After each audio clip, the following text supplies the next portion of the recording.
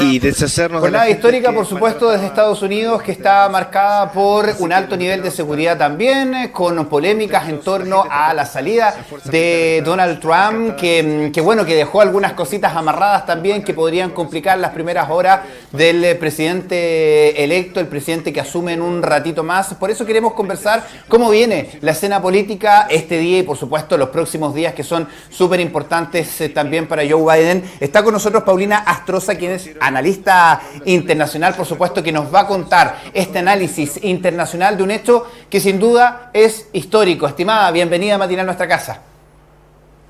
Camila, gusto saludarlos. Algunos problemas tuve para conectarme, pero ya estamos. Sí, bueno, ahí tenemos tu audio al parecer. Sí, la cámara, ¿no la ven? No lo sé, Paulina, vamos a ver cómo está el tema de tu contacto. Ahí te estamos viendo y escuchando, afortunadamente. Qué gusto saludarte, Paulina, en esta jornada que me imagino para ti, sobre todo, tiene una especial importancia, ¿cierto? Bueno, y para todos nosotros también. Estamos muy expectantes de este cambio de mando. Lo decía Lucho ya,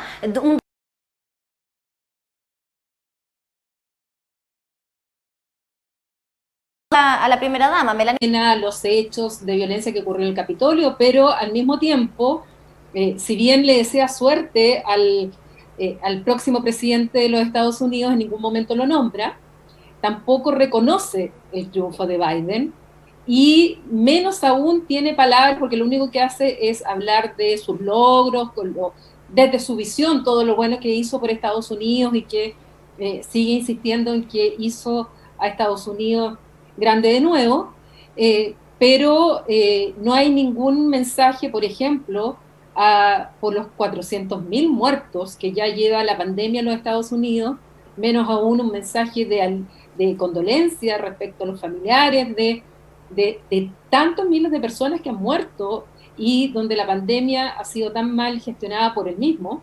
Entonces, la verdad es que su discurso además en un momento dice que este es solo el comienzo. Entonces, él está anunciando que él se va, pero no se va. En el fondo, el trumpismo va a continuar y él va a seguir con esto durante todo el mandato de Biden y seguramente va a querer proyectarlo políticamente. Claro, yo creo que eso también habla un poquito de lo que ha sido el mandato de Donald Trump. Dijo, como que ha bajado un poquito el tono después de todo lo que pasó, después de esta acusación también en el Congreso, pero sí, por ejemplo, hay algunas cositas que comenzó a dejar amarradas que les van a complicar un poco las primeras horas al nuevo presidente. Hay unos conflictos con Cuba, con Irán, en relaciones internacionales. Está pendiente eso también con respecto a la OMS, que aunque ya anunció el presidente electo que ya se iba a sumar, pero ¿qué pasa con esas zancadillas también que se van dejando?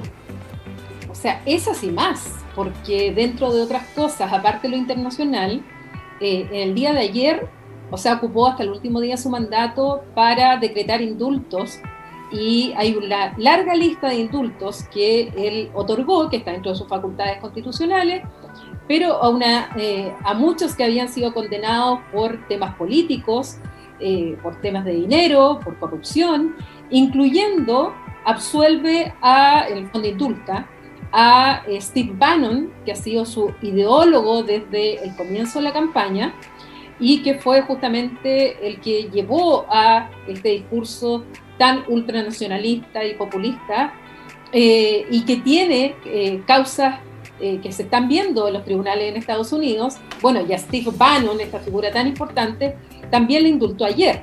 Entonces, por un lado tiene lo interno y en lo internacional lo que tú señalas. O sea, estos últimos días también decretó como estados terroristas y a Cuba, también en el caso de Venezuela, ha establecido sanciones y ha adoptado medidas también respecto de otros estados, lo que evidentemente complica a cómo internacionalmente va a tener que reinsertarse, mejorar los lazos de Estados Unidos con sus aliados, con el exterior, por parte de Joe Biden. Entonces, sí le dejó hasta el último día, sí Trump fue Trump hasta el último día, y eso, en la tradición de los Estados Unidos siempre el presidente al final da indultos.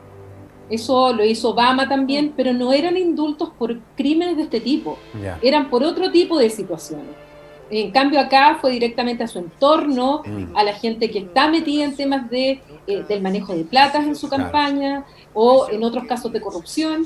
Y además se dice, hay un reportaje, no sé si fue de New York Times u otro, que hay toda una empresa, había como todo un lobby de millonarios que pagaban a personas que tenían acceso al presidente Trump para que Trump finalmente les diera indultos.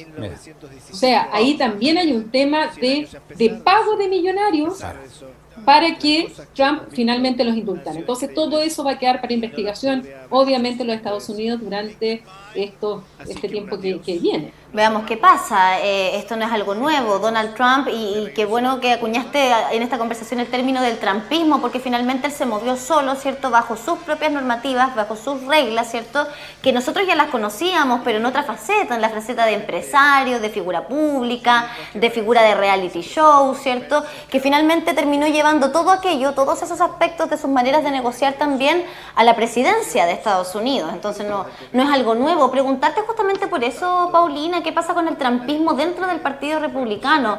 Porque hay muchos también que señalan y hablan de este quiebre dentro del partido, ¿cierto? Está el Partido Republicano tradicional y el Partido Republicano con apellido de Donald Trump, ¿cierto? ¿Cómo se viene ahora, entendiendo que son mayoría en el Congreso también? A Joe Biden como demócrata le va a tocar lidiar con eso. Los quiebres internos me imagino que también van a generar un escenario muy débil en términos políticos en Estados Unidos. A ver, en el Congreso quedó con mayoría demócrata. Perfecto. Porque se realizó una elección el 5 de enero en Georgia, donde estaban, donde habían 2 cargos que se disputaban, y esos 2 cargos finalmente lo ganaron los demócratas. Entonces, esto también habría influido mucho en lo que ocurrió al día siguiente, porque perdieron el control de la Cámara Alta del Senado, ya habían perdido el control de la Cámara Baja, que es la de representantes, y más encima habían perdido el gobierno. Entonces, lo que ocurre aquí es que efectivamente el Partido Demócrata tiene un gran dilema, porque por un lado nos encontramos con aquellos demócratas más tradicionales que nunca han estado cómodos con la figura de Donald Trump. Finalmente Donald Trump se impuso en las elecciones primarias cuando fue elegido, y ahora sencillamente no tuvo ni siquiera rival. Y esto es porque hay mucho voto que, más que voto al Partido Republicano, es voto a Trump, al trumpismo. Entonces, ¿qué es lo que ocurre? Que Trump, si comparamos la elección del 2016 con la de ahora, 8 millones de personas más votaron por Trump. Pese a todo, 8 millones de personas más votaron. Lo que pasa es que hubo una mayor movilización tanto por Trump como por Biden. Y por eso Biden finalmente gana por 7 millones de votos. Pero 8 millones de votos más tiene Trump. Por otro lado, dentro del Partido Republicano, ojo que en el caso de la votación que se hizo al final en el Congreso Pleno, cuando ya el día 6 de noviembre, después del 6 de enero, cuando ocurre cuando la turba llega al Capitolio, finalmente la sesión se hace en la noche, y esa sesión, que normalmente era un trámite constitucional que no tenía, pero pasaba sin pena ni gloria, resulta que esa votación lo que tenía que hacer era ratificar lo que el colegio electoral ya había establecido el 14 de diciembre, es decir, que Biden había ganado con 302 grandes electores. Le bastaban 270 para ser presidente y tuvo 302. Entonces el Congreso Pleno, por un mandato constitucional, tenía que ratificar eso. Pero ojo ahí, porque 147 representantes republicanos y 8 senadores republicanos votaron en contra de eso que había ratificado el colegio electoral. Y esto en votos significa más o menos unos 60-70 millones de votos, lo que representan esos 147 representantes republicanos más los 8 senadores. Entonces, el problema dentro del Partido Republicano respecto a cuántos de ellos son realmente trumpistas y cuántos de ellos siguen siendo la tradición de los demócratas más tradicionales y conservadores. Claro, Paulina, estamos viendo también, bueno, ahora imágenes de lo que fue esta incursión al Capitolio, esta intervención también, pero también estábamos revisando imágenes de los últimos momentos de Donald Trump con el discurso y todo, después bajó.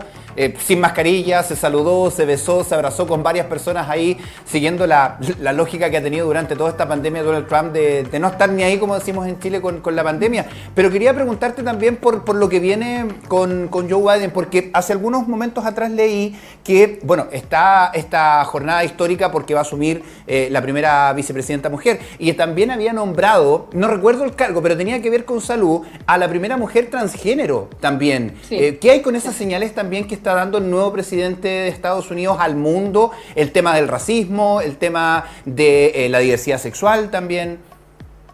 Bueno, esos son todos los mensajes que está dando Biden. Primero, su primer mensaje es de unidad.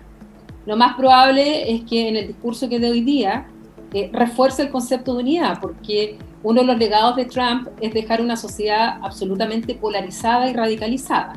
Entonces, a las fisuras eternas, históricas que ha tenido Estados Unidos desde que se creó como Estados Unidos, se han ido uniendo otras y que fueron atizadas en el último tiempo por el presidente Trump y con este discurso que muchas veces incitaba a la violencia y al odio.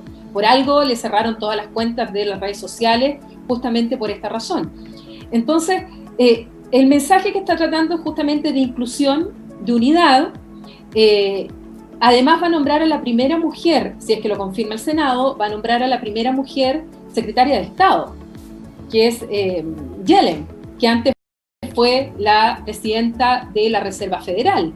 Está nombrando en cargos importantes a afroamericanos o descendientes de afroamericanos. Entonces, está dando una señal justamente con la diversidad, tanto sexual como desde las distintas comunidades que forman los Estados Unidos, de los inmigrantes, la propia vicepresidenta. Ella en sí representa simbólicamente muchas cosas, porque ella no solo es mujer, ella es afroamericana, su padre es jamaiquino y por lo tanto, además tiene origen de África, su mamá es india, ella está casada con un blanco que es judío. O sea, todo esto representa a Kamala Harris y es del lado más de centro dentro de lo que es el Partido Demócrata. Entonces, el sector más de izquierda dentro del Partido Demócrata también está pidiendo gestos porque encuentran que son muy de derecha dentro de lo que es el Partido Demócrata. El sector de Bernie Sanders, de Alexis Ocasio-Cortez, encuentran que esta pareja es muy de centro y por lo tanto seguramente las negociaciones han sido que tienen que ir dando mensajes también para las otras comunidades con las cuales ellos se identifican. Y yo creo que eso es lo que está haciendo finalmente Biden con el nombramiento de su gabinete y vamos a ver después las subsecretarías y todos los cargos diplomáticos, todo lo que va a tener que hacer Biden ahora en cuanto a nombramientos. Justamente, Paulina, vamos a estar súper pendientes de lo que pase de aquí a un par de horas más, a eso de las 13:30, les recordamos entonces hora chilena, va a llevarse a cabo finalmente este cambio de mando y veremos qué tal los primeros 100 días, que es lo que siempre se evalúa, ¿no? De la gestión de los presidentes recién asumidos. Paulina Estroza, muchísimas gracias por haber estado con nosotros. Gracias a ustedes y que tengan buen día. Igualmente, interesante tema, Lucho, y de seguro que vamos a estar todos con los ojos puestos allá en Washington, D.C.